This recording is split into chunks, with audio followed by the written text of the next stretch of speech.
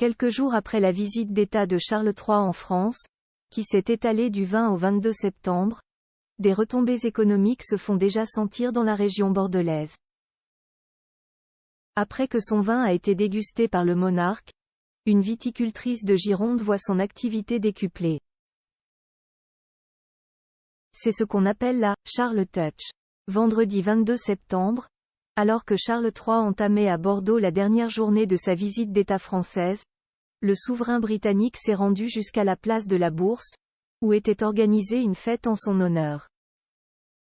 Sur les lieux, le monarque s'est laissé aller à une dégustation de produits locaux, rassemblant principalement des vins et des fromages.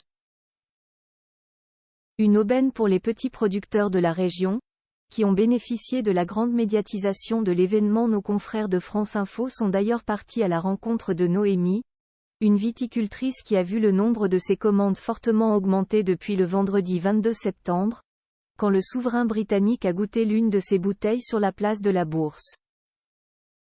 Et tout a commencé avec un texto. On me dit, est-ce que tu es d'accord pour faire déguster ton vin au roi Charles? Et donc là, c'était banco. Noémie, ancienne travailleuse sociale, a racheté le domaine de Saint-Ferdinand, avec son petit château et ses 6 hectares de vignes il y a 4 ans. Avec son unique ouvrière viticole, elles ont ravivé les lieux pour produire 3 cuvées différentes, dont celle nommée « Source », un Lussac Saint-Émilion de millésime 2022, qui a été dégusté par le roi. Depuis, Noémie croule sous les demandes et voit enfin son chiffre d'affaires décoller, après 4 années passées sans se verser de salaire. Plus grand que photo Charles III et Camilla en France. Les moments forts de leur visite d'État. Une visite d'État réussie au terme de sa visite d'État, qui s'est achevée au soir du vendredi 22 septembre. Charles III peut se targuer d'avoir parfaitement réussi sa mission. Son passage dans l'Hexagone a fait les gros titres de tous les médias français. Le dîner au château de Versailles, où le président de la République et le souverain britannique ont porté un toast à « l'entente cordiale » de nos deux pays, est venu remplir l'un des objectifs principaux de cette venue.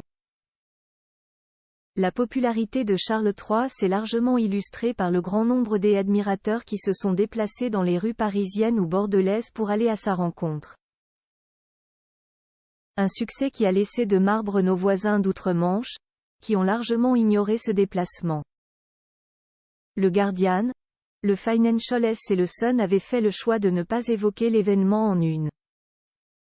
Et côté Daily Mail, c'est Charlotte Gainsbourg et sa robe spectaculaire signée Saint-Laurent qui ont volé la vedette au roi. Article écrit en collaboration avec 6 médias. Capture d'écran France Info.